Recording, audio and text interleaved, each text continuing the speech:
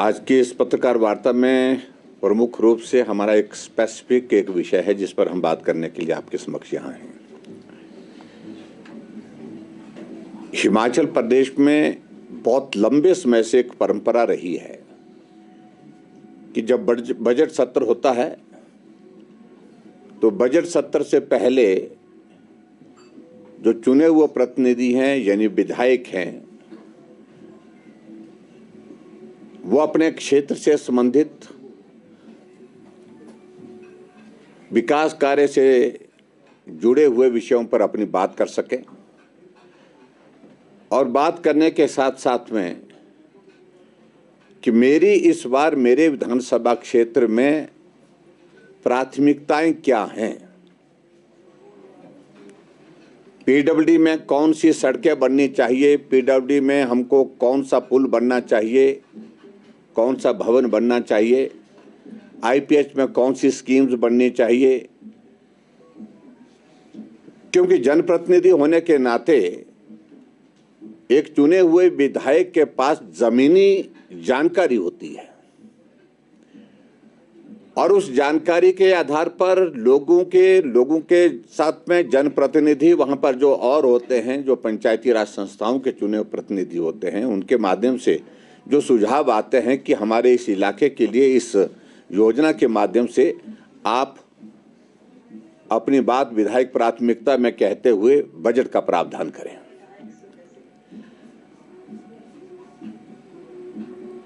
और परंपरा है, इसलिए इस परंपरा के अंतर्गत एक विषय यह भी रहता है कि आगामी जो बजट सत्र आ रहा है उस बजट सत्र में आपके सुझाव क्या है, मित्र व्यर्थता से संबंधित क्या सुझाव है, रेवेन्यू जनरेट करने की दृष्टि से क्या सुझाव है, उन सारी बातों को लेकर के इस विधायक प्राथमिकता की बात में चर्चा होती है और ये बैठक मुख्यमंत्री जी की अध्यक्षता में होती है और मुख्यमंत्री और बीच में संबंधित विधायक के कुछ प्रश्नों के जवाब के लिए मंत्री भी इसमें इंटरवीन करते हैं।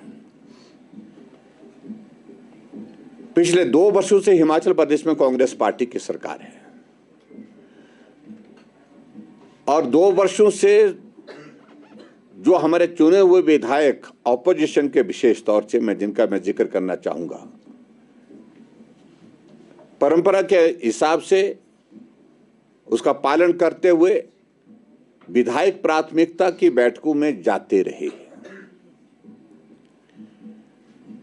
लेकिन हमें इस बात को लेकर के अफसोस है कि 2 वर्ष के कार्यकाल में ऑपोजिशन के विधायकों की डीपीआर बनने की प्रोसेस अधिकांश जगह पर हुई ही नहीं है।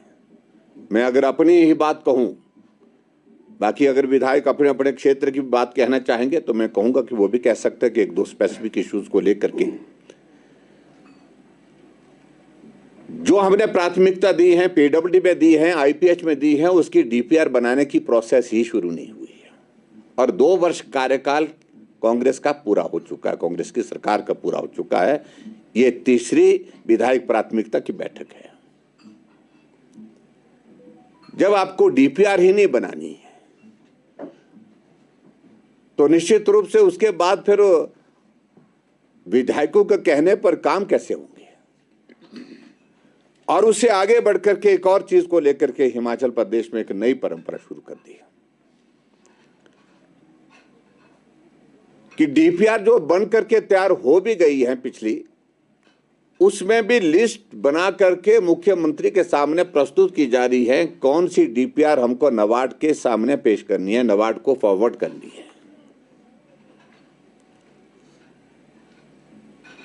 और उसमें फिर जो है भारतीय जनता पार्टी यानी कि विपक्ष के विधायकों के जो डीपीआर बनी है उनके सामने कांटा लगता है और सिर्फ कांग्रेस के विधायकों की, और कांग्रेस के विधायकों में से भी उन विधायकों के लिए प्राथमिकताएं तय हो रही है जो मुख्यमंत्री के करीब है, नजदीक है। बहुत सारे कांग्रेस के विधायक, जब हमने पिछले कल ये फैसला किया कि हम नहीं जाएंगे, तो कांग्रेस के भी बहुत सारे विधायक ऐसे हैं जो संपर्क कर रहे हैं कि हमारी भी स्थिति ऐसी ही है जैसी स्थिति आपकी है। मैं समझता हूं ये बहुत दुर्भाग्यपूर्ण है। जब मुख्यमंत्री विपक्ष में हुआ करते थे तो विधायक इंस्टीट्यूशन की बहुत लंबी लंबी बातें करते थे। विधायकों के लिए ये होना चाहिए, विधायकों के लिए वो होना चाहिए, विधायकों के जो प्रेरोगेटिव जो है उनको स्ट्रेंथन करना चाहिए, हमको एक मंच पर सारी चीजों को छोड़ करके काम करना चाहिए। लेकिन बहुत निराशा है, बहुत दुर्भाग्यपूर्ण परिस्थिति है हमारे सामने। अगर विधायक इंस्टीट्यूशन को पूरी तरह से बर्बाद अगर किया है तो वर्तमान की सरकार में हुआ है। हम विधायक चुने हुए हैं, लेकिन विधायक हो करके भी हम डिप्टी कमिश्नर को लिखते हैं कि मेरे विधानसभा क्षेत्र की इस स्कीम के लिए आप पैसा स्वीकृत करिए, लेकिन हमारे कहने पर पैसा स्वीकृत होता नहीं है। जो कहीं चुनाव में नहीं जीते हैं, जिनने कहीं ने चुनाव भी नहीं लड़ा है, अगर चुनाव लड़ा है तो चुनाव हारे हैं, उनके लिए वो भी स्पेसिफिक होकर के कांग्रेस पार्टी में भी एक एक विधानसभा क्षेत्र में 3-3 4-4 नेता हैं, लेकिन जिस का नाम सुक्खू जी ने डिप्टी कमिश्नर को यहां से भेजा है कि इस विधानसभा क्षेत्र में अमुक कांग्रेस के इस नेता के कहने पर काम होंगे, बाकियों के कहने पर काम नहीं होंगे, उस प्रकार से पैसा स्वीकृत किया जा रहा है। एक तरह से विधायकों को अपमानित करने का यह क्रम जो है लगातार चला हुआ है। और हम जाते हैं इस बात को लेकर के हैरान होते हैं, कांग्रेस के वो लोग जो किसी दायित्व पर, सरकारी दायित्व पर नहीं है, लेकिन अधिकारियों की बैठक ले रहे हैं, अधिकारियों को कार्यक्रम में बुला रहे हैं, टूर्नामेंट का उद्घाटन कर रहे हैं, स्कूल के एनुअल फंक्शन में वो वहां पर जाकर के भाषण दे रहे हैं, और इनके मंत्री जहां प्रवास पर जाते हैं स्थानीय विधायक को निमंत्रण ही नहीं दे रहे हैं, ऑपोजिशन के विधायकों को निमंत्रण ही नहीं दे रहे हैं।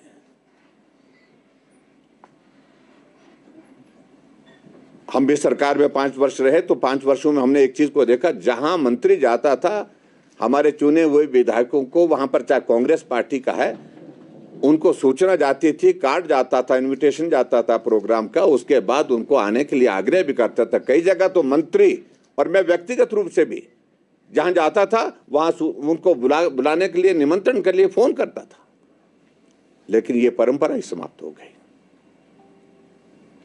तो मैं समझता हूं कि इससे बड़ा दुर्भाग्यपूर्ण परिस्थिति हमने आज से पहले नहीं देखा। हम पिछले कई सालों से व्यवस्थाओं का दौर देख रहे हैं, लेकिन विधायकों के लिए हमेशा, विधायक के लिए मुख्यमंत्री के दिल में, क्योंकि ये मेरे बराबर का, क्योंकि मैं भी एक विधायक हूं, मुख्यमंत्री भी विधायक होता हूं, मैंने इस भाव को हमेशा रखा।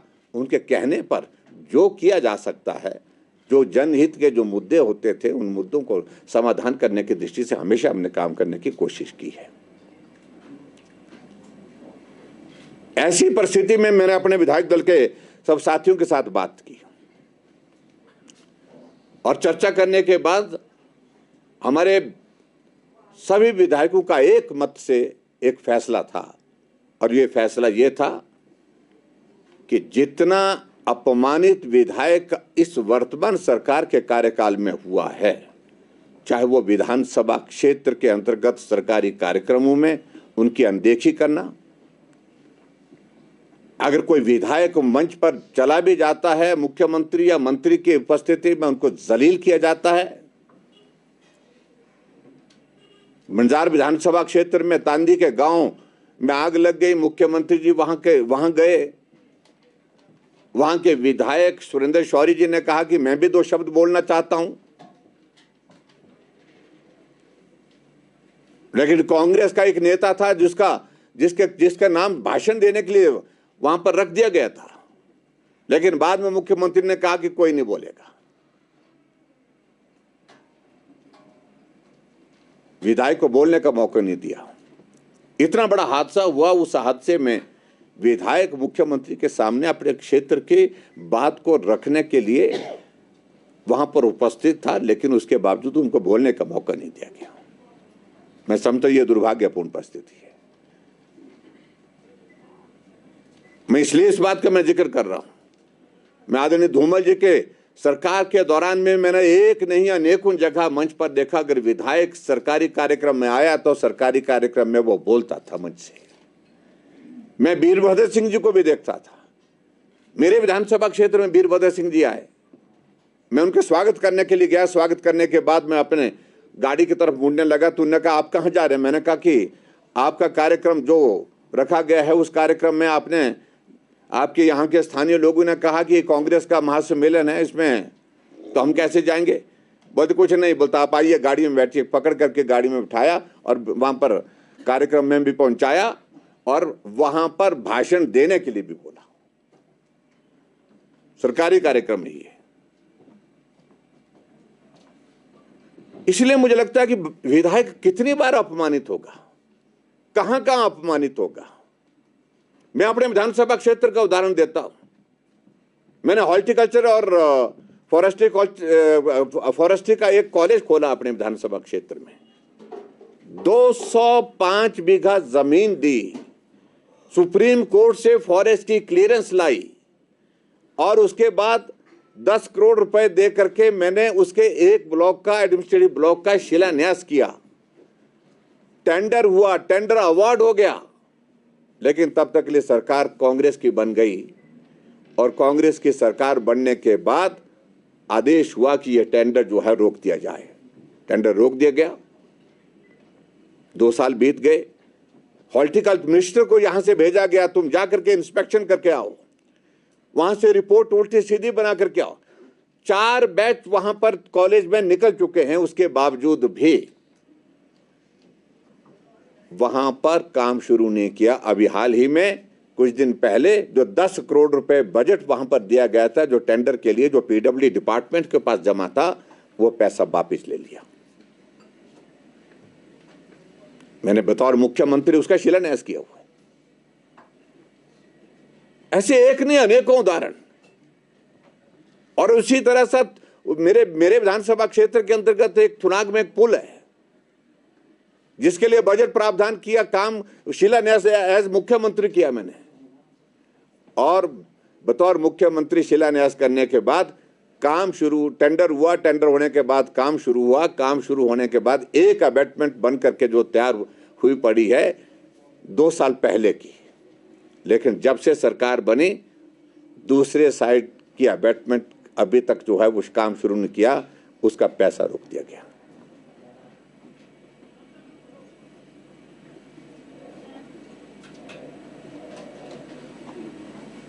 एक भारतीय जनता पार्टी का विधायक है, वहां काम रोकना, काम बंद करिए। उल्टा यह होता कि मुख्यमंत्री जाता है या मंत्री कहीं किसी विधानसभा क्षेत्र में, अपोजिशन के विधानसभा क्षेत्र में जाता है, जब देखते हैं कि ये काम चला हुआ था, काम रुका है, तो आदेश करते हैं कि काम क्यों रुका है, इस काम को शुरू करना चाहिए। और यहां उल्टा है, काम अगर शुरू हुआ था तो ये काम क्यों चल रहा है, इसको बंद करने के आदेश देकर के आते हैं। जब इस प्रकार के हालात होंगे तो विधायक इंस्टीट्यूशन को तो तबाह कर दिया, बर्बाद कर दिया है हिमाचल प्रदेश में।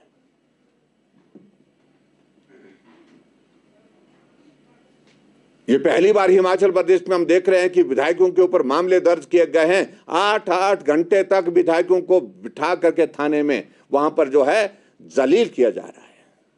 आज से पहले कभी नहीं हुआ ये।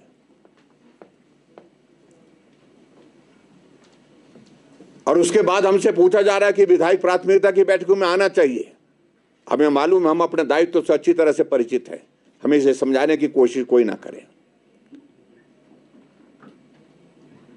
कहा कि जनहित के मुद्दों को उठा सकते थे, वहां पर उठाने के लिए हम लगातार जाते रहे, वहां पर उस परंपरा का पालन करते रहे, विधायक प्राथमिकता की बैठक में जाकर के।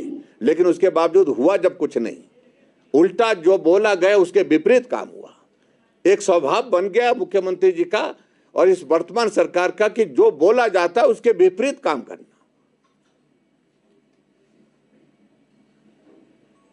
और ऐसी सूरत में हमारी पार्टी के सभी वरिष्ठ नेताओं के साथ में चर्चा करने के पश्चात और पूरे विधायक दल के अपने साथियों के साथ भारतीय जनता पार्टी ने तय किया कि अभी 3 और 4 तारीख को जो विधायक प्राथमिकता की जो बैठकें हैं, जो शिमला में आज से शुरू हुई हैं, हम अब की बार इन विधायक प्राथमिकता की बैठकों में हिस्सा नहीं लेंगे, इसका बहिष्कार करेंगे। और वजह मैंने आपके सामने बड़ी विस्तार से मुझे लगता कि सारी एक्सप्लेन कर दी है। और इसी तरह से मैं इस बात को मैं भी कहना चाहूँगा कि जो मुद्दों को लेकर के कोई कह रहे हैं कि भाई आप अपने क्षेत्र का प्रतिनिधित्व करते हुए आपको बात कहनी चाहिए थी, हम अभी बजट सत्र आएगा, बजट सत्र के दौरान विधानसभा के अंदर उन मुद्दों को उठाएंगे जो आज की इस बैठक में उठा नहीं पाए। लेकिन उठाने का कोई औचित्य नहीं है, कोई सुनता नहीं है। और मैं इस बात को देख करके हैरान हूं कि नीचे के सिस्टम में जो व्यवस्था परिवर्तन का ये दौर आया है, कभी भी चुने हुए प्रतिनिधियों को इतना अपमानित नहीं होना पड़ा जितना अपमानित वर्तमान की सरकार में हमारे चुने हुए प्रतिनिधियों को होना पड़ रहा है। विधायक निधि का पैसा हम स्वीकृत करके भेज रहे हैं, हम किसी कम्युनिटी सेंटर के लिए 3 लाख रुपए भेज रहे हैं, लेकिन रिलीज 10,000 रुपए किया जा रहा है, क्योंकि ट्रेजरी में सीलिंग लगा करके रख दी है कि 10,000 रुपए से ज्यादा पैसा रिलीज नहीं करना है। आखिरकार विधायक जाए तो कहां जाए? हमारे पास फिर एक ही प्लेटफॉर्म रहता कि हम इन मुद्दों को लेकर के आपके माध्यम मीडिया के सामने प्रदेश की जनता, अपने विधानसभा क्षेत्र की जनता के समक्ष रखें। ये हालात है। तो इसलिए हमने तय किया कि अपमानित करना बंद करिए, जलील करना बंद करिए विधायकों को, और खास तौर से विधायकों के इंस्टीट्यूशन को बर्बाद करना बंद करिए जिस प्रकार से वर्तमान सरकार कर रही है। कोई भी काम विधायकों के, पर्टिकुलरली जो अपोजिशन के हमारे हैं, विपक्ष के हैं, उनके कहने पर नहीं किया जा रहा है। और मुझे इस बात को लेकर के हैरानी भी होती है कि मैंने 3 बार यहां से मुख्यमंत्री को पत्र लिख करके, मुख्यमंत्री राहत कोष के लिए किसी बीमार को मदद करने के लिए पत्र लिखे, लेकिन कोई पैसा स्वीकृत नहीं हुआ। मैं भी 5 साल रहा और मुझे पूर्व मुख्यमंत्री की ओर से जो भी पत्र आता था, विशेष तौर से किसी को मदद करने के लिए, किसी गरीब को किसी का इलाज के लिए मदद करने के लिए, मैं तत्काल उस पैसे को स्वीकृत करता था। जितना बोला होता था, जो एस्टीमेट होता था, बिल होते थे जिसमें लगे हुए, उसके मुताबिक करता था। तो इसलिए मुझे लगता है कि ये सारी चीज़ों को लेकर के भारतीय जनता पार्टी का ये फैसला हमने बहुत पीड़ा के साथ ही हमको ये फैसला लेना पड़ा। लेकिन आखिरकार विधायक की गरिमा है, विधायक एक चुना हुआ प्रतिनिधि होता है, जनता का प्रतिनिधि होने के नाते उसका अपने इलाके में भी सम्मान है। उसको बार बार इस तरह से अपमानित करना ये बर्दाश्त नहीं हो सकता। इसलिए भारतीय जनता पार्टी ने तय किया कि हम इस विधायक प्राथमिकता की बैठक में नहीं जाएंगे, हम इसका बहिष्कार करेंगे। मित्रों, मेरी ओर से तो इतना इस बात को अनुभव कर रही है, महसूस कर रही है कि ऐसा दौर कभी देखा नहीं, जब सारे काम रोकने की 2 साल के कार्यकाल पूरा होने के बावजूद भी अभी तक वो प्रक्रिया समाप्त नहीं हुई है। जहां भी लगता है कि इसको रोको, उसको रोको, सब काम रोके हुए हैं, बंद किए हुए हैं। विधायक प्राथमिकता का विषय तो मैंने बड़ा स्पष्ट कर दिया, लेकिन जनता सबसे ज़्यादा इसमें प्रभावित हो रही है, जनता सबसे ज़्यादा इसमें पिस रही है, क्योंकि उनके जेन्युइन काम भी नहीं हो पा रहे हैं। ठाकुर साहब, जैसे कि आपने जानकारी दी कि आप प्राथमिकता विधायकों की इसमें बैठक में नहीं जाएंगे, और कांग्रेस के विधायक भी आपसे ये कह रहे हैं हमारी स्थिति भी यही है, तो ऐसे में जब सरकार की आर्थिक स्थिति भी खराब है, तो ये आप तो नहीं बना रहे हैं इनको सरकार पे कि लास्ट अटेम्प्ट किया जाए? नहीं, देखिए, हमारी ओर से तो इस प्रकार का कोई प्रयास नहीं है। हमने पहले भी अटेम्प्ट नहीं किया था, वो अटेम्प्ट अपनी ओर से ही हो गया था उनका, जो जिसको बोलते हैं सेल्फ गोल किया था उनने एक तरह का। तो मैं तो यही कहूँगा, हम कांग्रेस पार्टी की सरकार को चलाने का जिम्मा हमारा नहीं है। हमारी भूमिका विपक्ष के नाते है, जहाँ गलत होगा वह हम बोलेंगे, डंके की चोट पर बोलेंगे, विधानसभा के अंदर बोलेंगे, विधानसभा के बाहर बोलेंगे, लोगों के बीच में बोलेंगे। सर, ये जो प्राथमिकता बैठकों का तो विरोध किया, लेकिन जो रिटर्न में प्राथमिकता देंगे, जो 5-5 प्राथमिकता, इस सारे बात को लेकर के विधायक दल की बैठक हमारी सेशन के दौरान होगी, तो उस वक्त हम विचार करेंगे देना नहीं देना। सर, परंपरा क्योंकि बहुत पुरानी है और अगर इसी तरह से विधानसभा की परंपराएं टूटती रहेंगी तो कहीं लगता नहीं कि वैल्यू धीरे धीरे खत्म होती है। देखिए, मैं इस बात को पहले ही कह चुका हूं कि हम बहुत पीड़ा के साथ इस फैसले को लेने के लिए विवश हुए। आज से पहले जब भी विधायक प्राथमिकता की बात होती थी, वहीं पर ही कुछ चीजों को लेकर के जब चर्चा होकर के डायरेक्शन होती थी, ये काम क्यों रुका है, ये काम क्यों नहीं शुरू हो रहा है, इस सारी चीज को लेकर के डायरेक्शन होती थी, क्योंकि अधिकारी वहीं पर उपस्थित होते थे। लेकिन वर्तमान सरकार में 2 वर्ष के कार्यकाल में विधायक प्राथमिकता में जो डीपीआर जो लिख करके हमने दी हुई है, उसकी कई जगह प्रोसेस ही शुरू नहीं हुई है। तो आखिरकार विधायक वहां पर जाकर के करेंगे क्या? इसलिए विधायकों ने, सब लोगों ने तय किया है कि जब हमारे काम होने ही नहीं है, चाहे हम लिख करके दें, चाहे हम बोल करके आएं, लेकिन उसके बावजूद सुनवाई जब नहीं हो पा रही, तो ऐसी सूरत में परंपरा टूटी है। इस बात को हमें भी खेद है, लेकिन परंपरा टूटने की कोई एक व्यवस्था है, वो हमारे सामने, जिसका मैंने जिक्र किया है। सर, यहाँ आप कह रहे हैं कि सरकार साथ नहीं दे रही है विकास के लिए, तो पैसा नहीं आ रहा है, तो कितना सहमत है सर आप? देखिए, ऐसा है कि प्रदेश में सरकार कांग्रेस पार्टी की 2 सालों से यही रोना रो रहे हैं। मुख्यमंत्री विशेष तौर से इसी बात को जिक्र करते हैं। जब व्यक्ति अपने आप कोई काम नहीं कर पाता है, तो बहुत आसान तरीका होता है कि उसका ठीकरा जो है दूसरे के सिर फोड़ा जाता है। हम देख रहे हैं कि पिछले 2 साल से कांग्रेस की सरकार हिमाचल प्रदेश में है, लेकिन अभी तक रोना यही है कि जयराम ठाकुर ने लोन ले रखा, जैसा कि उन्होंने कोई लोन लिया ही नहीं। जैसे कि कांग्रेस की सरकार जब सत्ता से बाहर 2017 में हुई थी, जैसे वो हमको जो है नो ड्यू सर्टिफिकेट दे करके गई थी कि कोई लेन देन बचा नहीं है, हमने सारा कुछ अदा कर दिया है। और दूसरा उनका एक ही है कि अच्छा तरीका है, जब हम काम करने की स्थिति में नहीं हो पा रहे हैं, तो काम करने की स्थिति में नहीं हो पा रहे हैं, तो एक चीज़ बहुत सरल और आसान लगती है कि केंद्र मदद नहीं कर रहा है, केंद्र मदद नहीं कर रहा है, केंद्र पर मोदी जी पैसा नहीं दे रहे हैं। उनको ये जानकारी होनी चाहिए, केंद्र पैसा दे रहा है और केंद्र की मदद से हिमाचल प्रदेश की सरकार चल रही है, और केंद्र के पैसे का कितना किस प्रकार से दुरुपयोग हो रहा है, इसकी कल्पना नहीं की जा सकती, जो आज से पहले कभी हुआ नहीं। और मैं आपकी जानकारी के लिए बता रहा हूं, चाहे वो रेलवे का है, रेलवे बोर्ड के चेयरमैन को लिखना पड़ा, चीफ सेक्रेटरी को, कि स्टेट शेयर कम से कम दे, आप जो स्टेट शेयर बनता है उसको जमा करिए, हम अपना पैसा, जो केंद्र का पैसा जितना लगाना था हम लगा चुके, उससे ज्यादा लगा चुके हैं। ऐसा ही मनरेगा की स्थिति है, ऐसा ही हमारे जितने सेंटर स्पॉन्सर्ड स्कीम्स की स्थिति है आज की तारीख में, जिसमें केंद्र पैसा दे रहा है लेकिन स्टेट अपना स्टेट का शेयर उसको ही जमा नहीं कर रहे हैं। ये स्थिति है आज की तारीख में। और हैरानी की बात, जब ये इस बात को बोलते हैं, आपकी जानकारी के लिए हिमाचल प्रदेश में सेंटर से जो प्रदेश सरकार के लिए जो स्पेशल असिस्टेंस मिलती है, स्टेट के लिए मिलती है, सेंट्रल असिस्टेंस मिलती है, 1000 करोड़ रुपए से ज़्यादा दे चुके हैं। और जो पैसा स्पेसिफिक हो करके इंफ्रास्ट्रक्चर को डेवलप करने के लिए जो यहाँ से भेजा जाता है कि ये स्कीम बनानी है, ये काम करना है, उसके अगेंस्ट पैसा दिया जाता है। लेकिन दुर्भाग्य ये है कि वो पैसा हिमाचल प्रदेश में कर्मचारियों की सैलरी और पेंशन देने में खर्च किया जा रहा है, जो कि नहीं किया जा सकता है।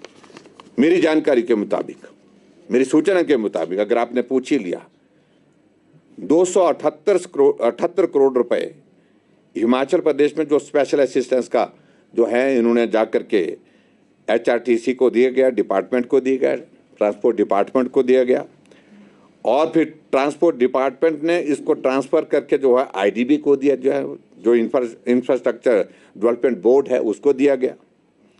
और उसके बाद इसी पैसे की अलग अलग किस्तें निकाल करके ये पैसा जहां लगना था, जिसमें बसें खरीदनी थी, इसमें और भी बहुत सारी चीज़ें उसमें जो करने की थी वो ना करके इस पैसे का इस्तेमाल हिमाचल प्रदेश में कर्मचारियों की सैलरी देने के लिए किया गया, जो नियम के अनुसार किया नहीं जा सकता था।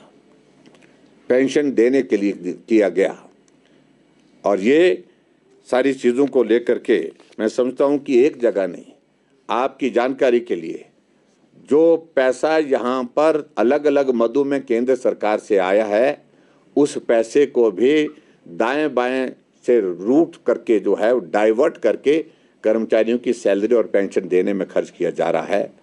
चाहे वो सीआरएफ का पैसा है, चाहे इसके अलावा जो है वो दूसरा पैसा है, चाहे वो जो केंद्र के स्पॉन्सर स्कीम्स का आया है, तो उसमें ये स्थिति है। ये तो मैंने उदाहरण आपको बताया कि 278 करोड़ का जो पैसा जो है, जो स्पेशल असिस्टेंस के तहत एक डिपार्टमेंट को दिया गया, उस पैसे को इस प्रकार से कर्मचारियों की सैलरी और पेंशन देने के लिए खर्च किया जा रहा है।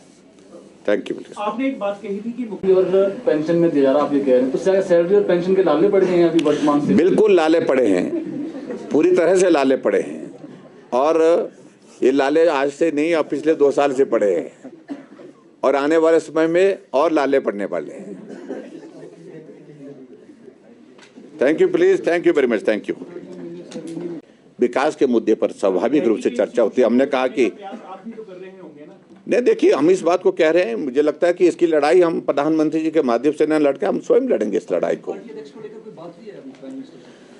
बातें बहुत हुई है, लेकिन जिक्र नहीं करें।